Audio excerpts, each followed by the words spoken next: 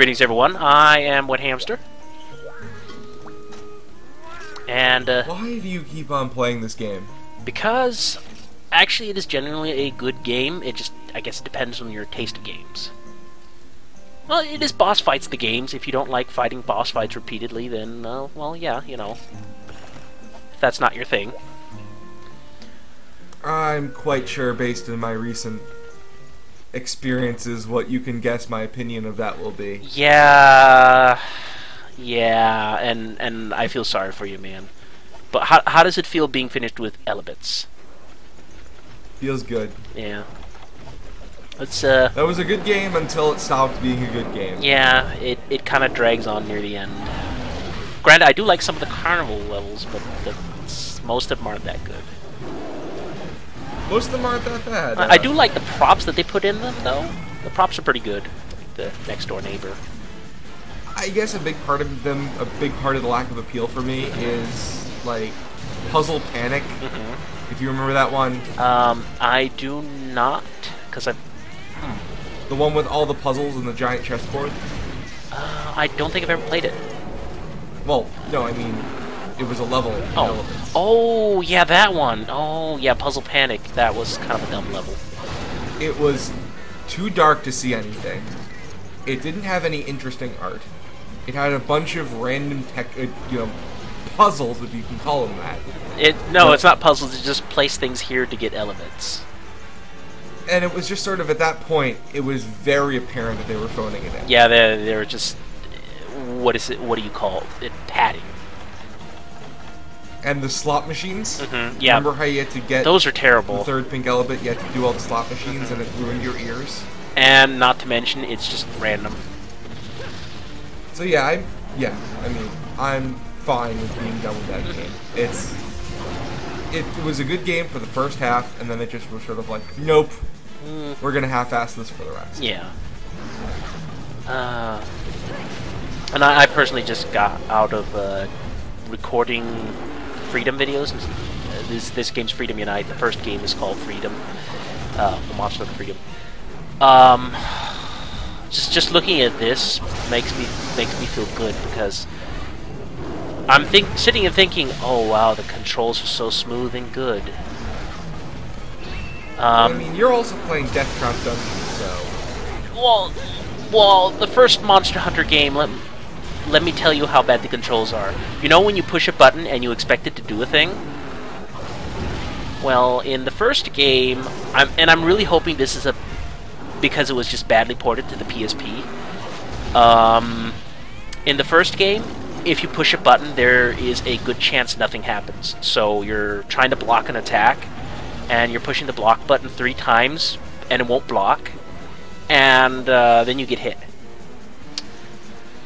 That's sort of a thing that people have with motion controls as well. Yeah, I've noticed. Because the thing is that, like, you're moving the Wii Remote around naturally. One of the more interesting things I like about the Wii Remote is not the motion controls, but that it's split into 2 separate halves. Which, so, like, you can, like, be playing a game and, like, scratch your nose at the same time and not have to take your hand off the controller. Yeah.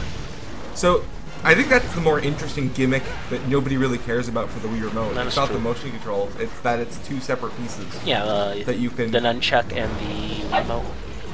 Right, and the problem is that, you know, if you scratch your nose or something, the motion controls might trigger automatically. And a lot of games have a cooldown delay as well. So if you accidentally trigger motion controls, you can't trigger motion controls for another 30 seconds. Oh. Not 30 seconds, I guess. Yeah. You know, well, but there's a little cooldown. 2 or 3. So let's just say you're playing New Super Mario Wii and you wiggle your and waggle, and then you're like, oh no, wait, no, I want to wiggle my waggle, and that half second kills you. Yeah, that was a big problem for me with fluidity. If you remember that game. Yeah, I remember you were having trouble with some of the platforming, especially when you needed to do the, I guess the high jumps. Yeah. And you might remember that I actually sequence broke some of it. Yeah, I do remember, which was pretty awesome. And it was, 20 minutes sped up or whatever. Yes, I remember that. Oh man, I remember when 20 minutes I thought was a long time for recording. Faucets, okay. Or Morpheal. Or Morpheal, yeah. I don't think I want to mention Morpheal anymore, though. I feel sorry for you, man. But yeah, that. I guess I think the great thing about Morpheal is that the name of the boss is very amenable to puns. Yeah, like Morpheal. Like my failure reel video is called More Fail.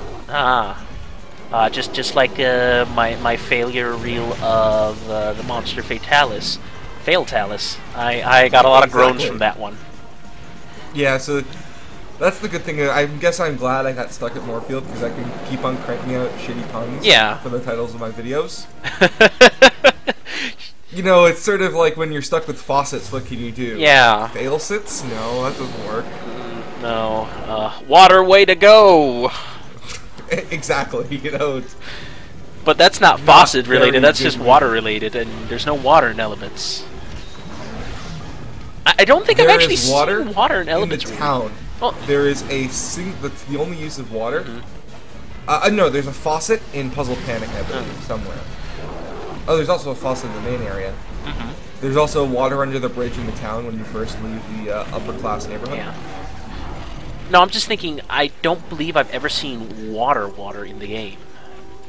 It comes out of all the faucets. Oh, it does? Well, I guess it's just... I mean, there's no water physics. Yeah, okay. It's just texture. Did you expect them to implement water? No. I was just trying to think. I haven't really seen any water like part. It's all over the place. But, it's not interactive, okay. but it is all over the place. Well, I just thought, for the scenery maybe. But yeah, that's maybe just because I'm used to living in Denmark and I'm surrounded by ocean, so I'm used to seeing water all the time. So I'm used to always being by the ocean. Yeah, there's a lot of people in the U.S. who just don't see water. Yeah, well, if you live in the middle of a huge continent, you probably won't see that much water. Right. Which is actually one of the... To be honest, I always assumed, Elements took place in Canada. Possibly. I don't know why. It was just a thing. Well, one thing that I do find I found amusing is, when Oblivion came out, right? Just before it came out, on the forums, the official Oblivion forums, there was this, I think it was 3-month-long flame war about how the water looks unrealistic and the water in Morrowind looked better than in Oblivion. And you read the entire thread, of course, and probably posted a few things yourself or something like that. I posted I was young and dumb. I posted a few screenshots, what's it called? A few photography, photographs from professional photographs, and everybody was convinced that, the sky reflecting off of the water, blue water, that was just photoshopped. All these professional photographers, they photoshopped their photos, Yeah, they photoshopped their photos, but not to that extent. But they were convinced that... I mean, maybe they live, near a river where there's trees all around, so you can only see the reflection of the trees. Yeah. And the water is very shallow and dirty. Yeah, exactly. So it's brown and gray, you can see green from some trees in the surrounding areas.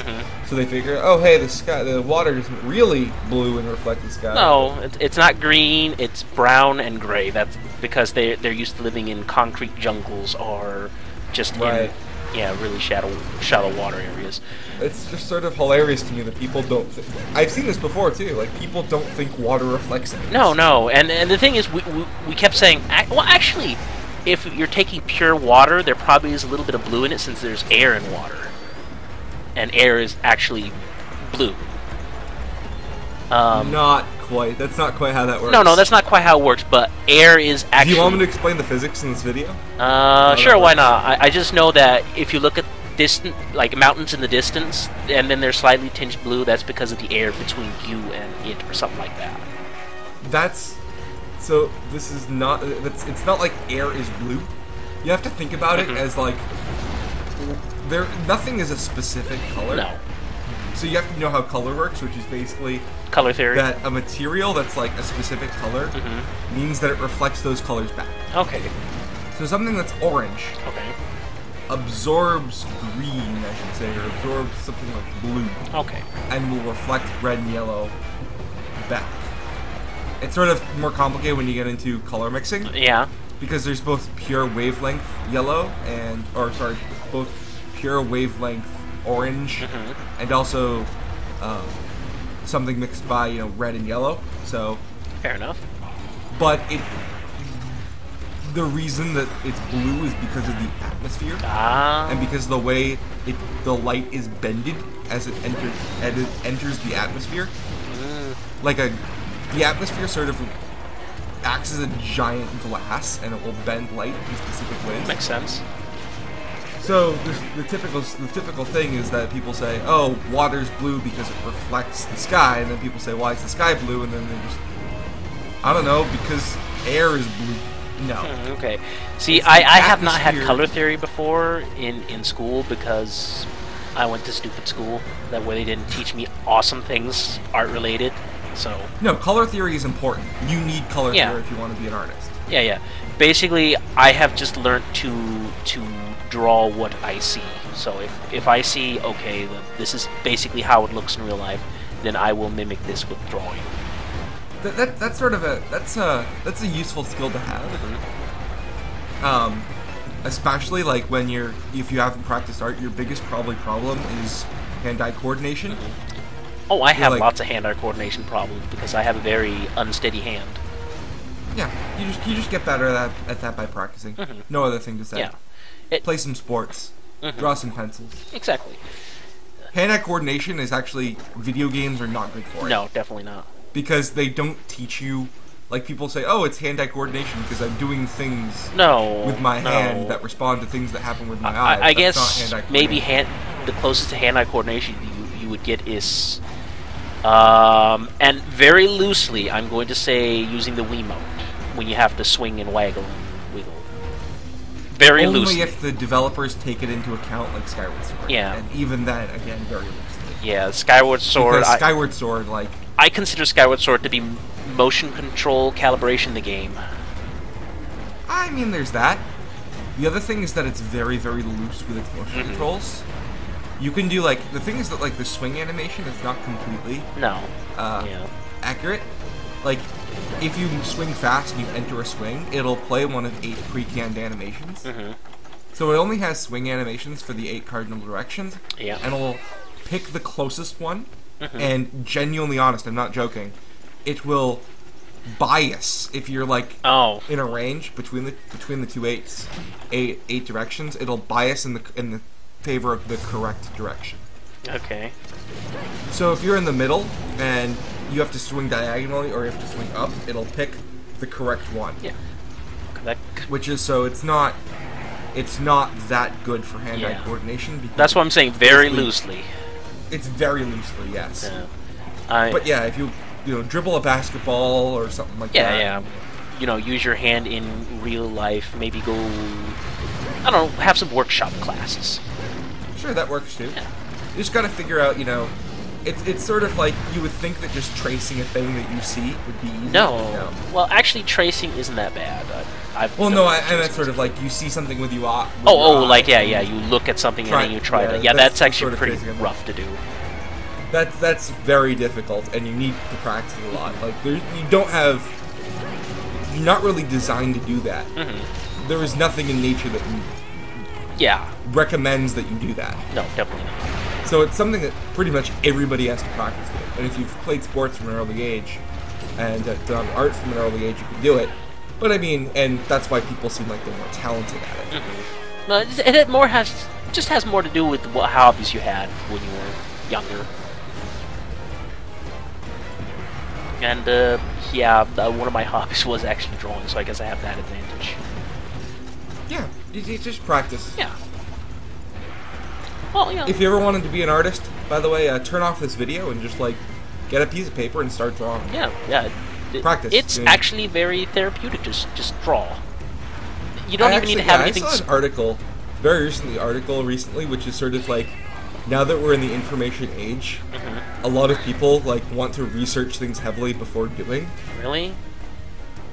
People would say, look for the perfect tutorial to how to draw and the perfect class, and they were sort of afraid of failing, if you know what I mean. They wanted to research and research and research, and thinking that if they found the perfect research, they would. No, I mean the research is not bad. Then you get an idea, but you need actual, experience. Right. You need the EXP And points, man. a lot of people are afraid of failure, and if they fail, they'll just say, "No, I can never do this." Yeah, I've noticed Just that practice. in a lot of people. You know what? It's a bad mentality to have. Failure is the fun part, because then you learn. People always say that. I don't think that's entirely true, especially if you're It's not entirely in an true, experience but... setting and you fail. Yeah. You're costing people lots of money. Well, it depends on what kind of failure it is. If it's just, you know, on your own. I mean, there's that. I mean, there's also minor failures that you can recover from and learn very much from. But if we're talking about there's making... also failures where you can't really do analysis and figure out what went wrong. Like- And you know what went wrong, but you don't know why. Like a spaceship, for example. They had a lot of failures with their Like a spaceships. spaceship. Hold on. I gotta go to the PYF Goons quotation thread. Oh, goonsploitation. Where is it? I'm curious. There it is. Goonsploitation? No. Quotation. Oh, quotation. I just heard it as Goon goonsploitation. quotation thing. Where is it? Okay, I'm just deaf. SA quotes thread 2. Alright, reply. Like a spaceship. What? Preview reply. Alright, submit reply. There we go. Like a spaceship. So there was actually a discussion about this, and then I came up with a good... No. Oh, No. This is post your favorite quotes from random places. oh. From Goons. So I wrote like a spaceship in that thread. Because literally that is a great non sequitur. Yeah, I guess it would be. I'm still kind of, Analyzing your failures like a spaceship. Sort of. I thought that came out of left field. Well, what I mean is just that they blew up a lot of Apollos, is what I'm saying, before they figured out what they were doing wrong. Oh, they knew what they were doing wrong in a lot of cases. The failures were different. Well, the whole thing with learning that 100% oxygen is probably a bad idea in a spaceship, because it can ignite. That was one test. They didn't do that more than one. No. Once they figured out that Yeah. that was a bad thing to do because it will ignite. Yeah. Yep. But yeah, when we're into that kind of scale where it's going to cost millions and people's lives, you know, then it's like you don't want to fail. It is bad to fail. At the time, it was the space race. Oh yeah, it was the space race, definitely. But I'm just saying in general, like, it's one of those times where you don't really want to fail. But if it's like you're just doing a doodle on yourself, well, it's okay to fail. Sure. That's what I was trying to get at. Seriously, anybody who wants to draw, just stop this video, grab some pen and paper. There's probably like a notebook near you.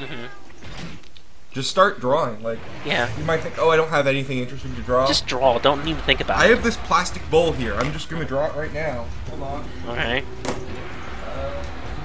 Are you going to show the plastic bowl to the internet so they can all draw it?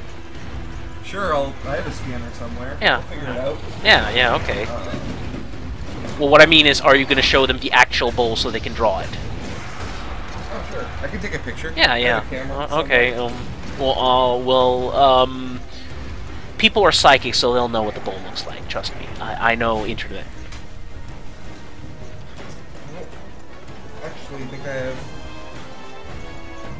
What's this doing here? Yeah, I don't think I have a paper anywhere. That's disappointing. Oh, I have lots of paper. High grade paper, even. I guess I haven't needed it for a long time. I had a notebook, but accidentally spilled something on it, so... Oh. Can't use that. And while he is going and doing stuff, I just finished off the tigrex with A Wyvern's Fire, the best finale. Okay, I found some paper. Alright. Alright, hold on. Well, don't worry, the video is pretty much over. Sort of. Aww. Just about to get drawing. Well, I can add some blank space if you need it. No, just pad the video with blank space and us talking. You know what? I think I'm done with this LP thing. Close up shop. Done with L, but I'm gonna take up drawing. Yeah, you know, drawing is very fun. In fact, you don't even really need him to draw. Sometimes it's just nice and therapeutic to just draw shapes and then shade them, and you know. Of course. Who hasn't doodled in math class? Yeah, I know. I did lots of doodling in math class. Also, exactly. I'm punishing the Blangos. In total, he says if he had hands, he would draw. Unfortunately, he's a pug, so he can't. Just do it. Yeah. I advise anybody, just, you know, don't take it too serious with drawing. Just do it for fun. Do it. Yeah. Just do it, man. That's the only way you'll get better. And that's what I keep telling the people, and I'm not really that good at it. I'm okay, but you'll get better over time. Yeah. So, any final words? Just do it. Huh? That's it. See you next time.